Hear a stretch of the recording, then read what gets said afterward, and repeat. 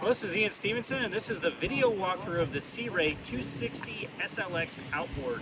This beautiful day boat is perfect for one or two families on the water, so we'll take you through some of the features.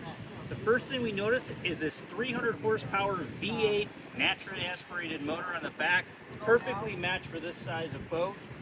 And I notice full beam platform, massive sun deck and sunbed on the back of the boat.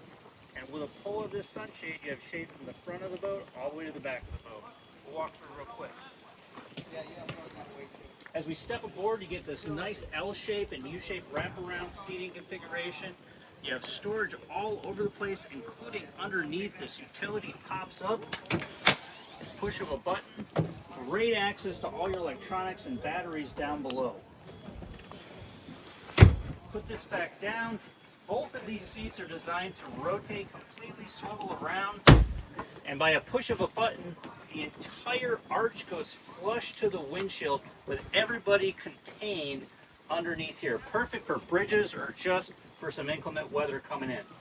Dual screens at the helm, push button, start throttle. We do have trim tabs on this boat, making it very easy to maneuver. And what would it be with induction charging right at the helm?